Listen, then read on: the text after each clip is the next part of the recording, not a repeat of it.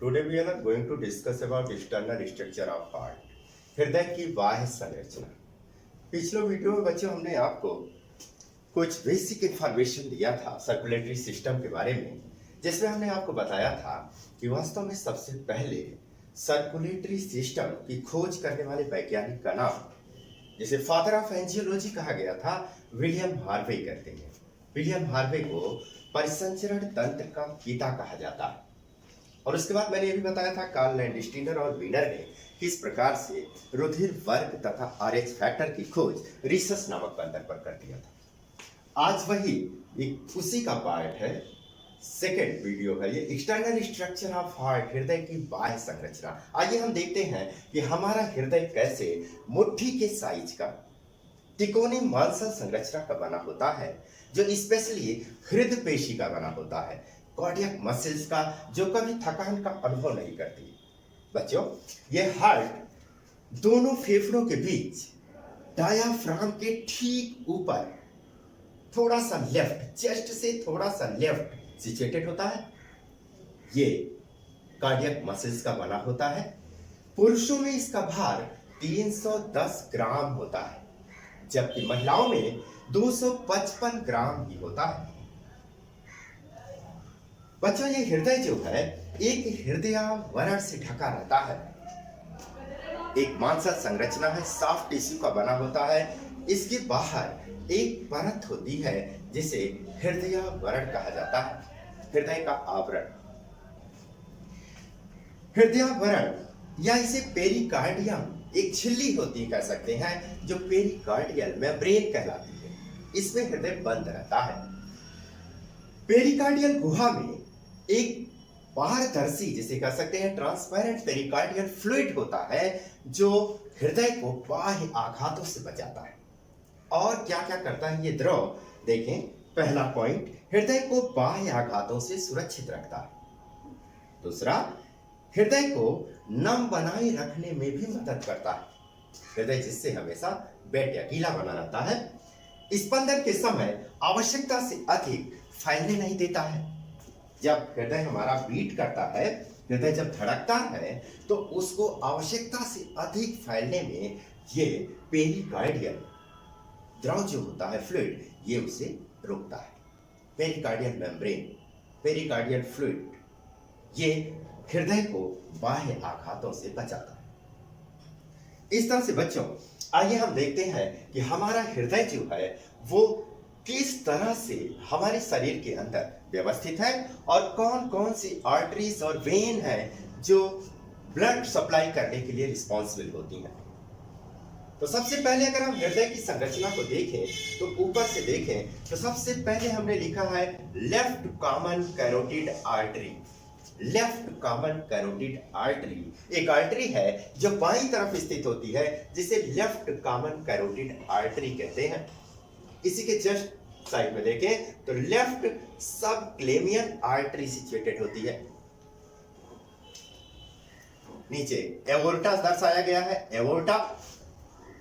उसी के जस्ट नीचे दो ब्रांचेस और दिखाई पड़ रही हैं, आर्टरीज हैं, जिसे branches of left pulmonary artery कहा जाता है। आपको पता है बच्चों कि आर्टरी और वेन, जिसे धमनी और शिरा के नाम से जाना जाता है, वास्तव में धमनियां हमेशा शुद्ध रुधिर कैरी करने का कार्य करती हैं, जबकि शिराएं अशुद्ध रुधिर शरीर से पूरे शरीर में सप्लाई करती हैं।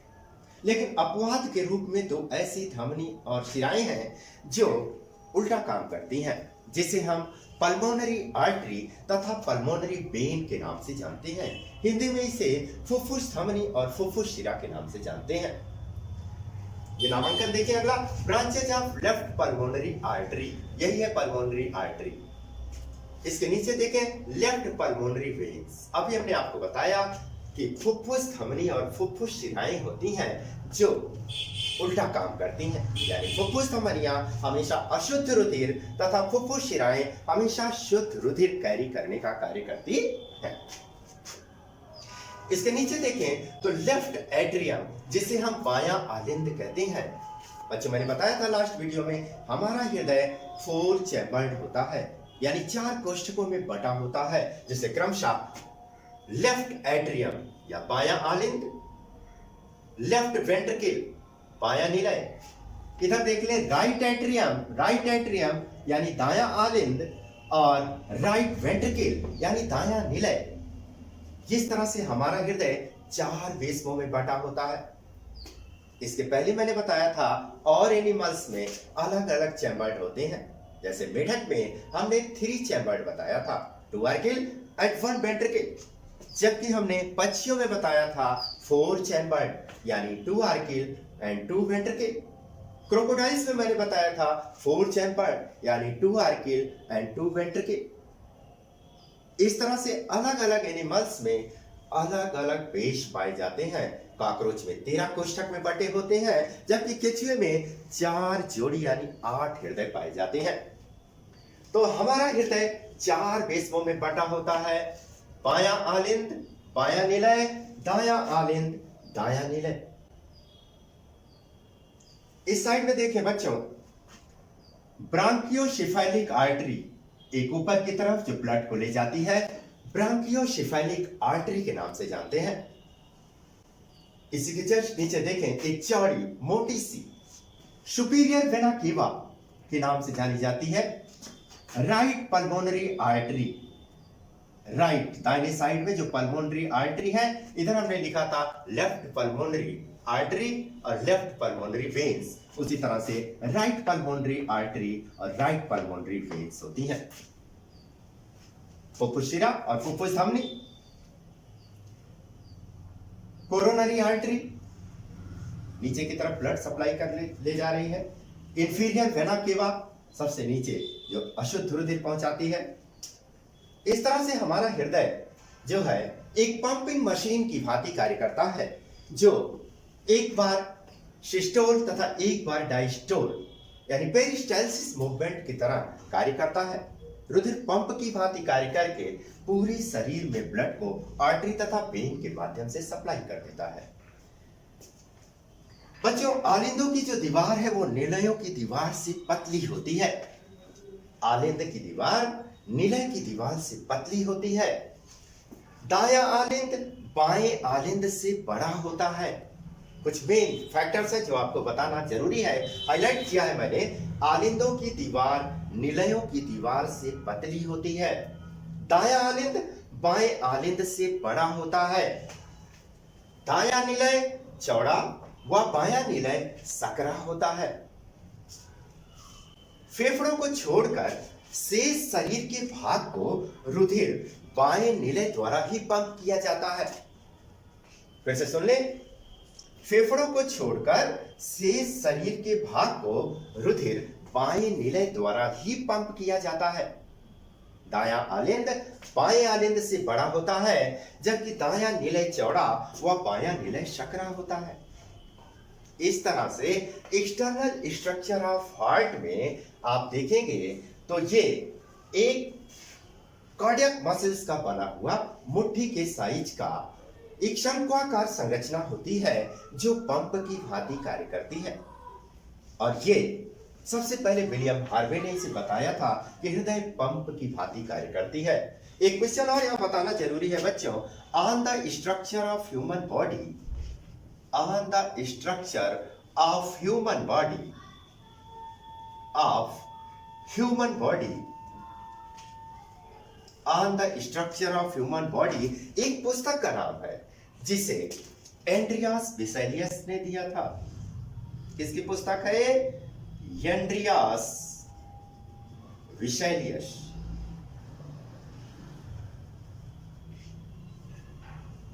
Very important question.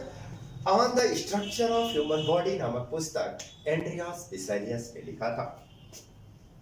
इस तरह से आज हम केवल एक्सटर्नल स्ट्रक्चर ऑफ हार्ट के बारे में बताया, जिसमें हमने बताया 4 चैम्बर्ड यानी 2 आर्किल और 2 वेंट्रिकल होते हैं। और इसमें जो है ये दोनों फेफड़ों के बीच में डायाफ्राम के ठीक ऊपर स्थित होता है। कार्डियक मसल्स का बना होता है, जिससे हृदय की धड़कन 1 मिनट में 70 से 72 बार सुचारू रूप से चलती रहती है।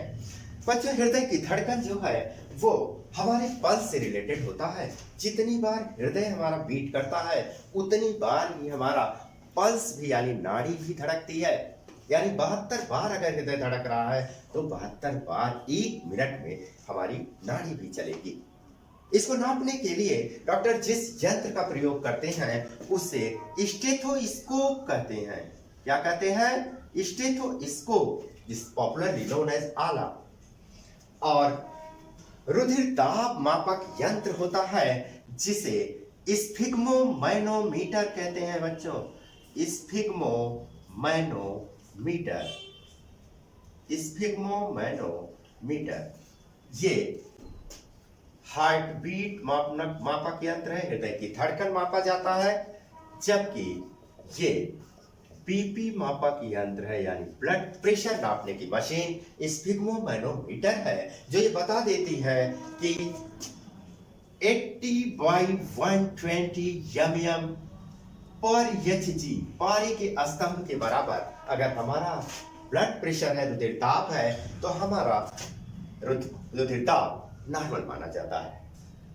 परंतु यदि 80 से एबव हुआ, या 80 से अगर कम हुआ तो लो ब्लड प्रेशर, तथा 120 से अधिक हो जाने पर हाई ब्लड प्रेशर का पेशेंट कहा जाता है।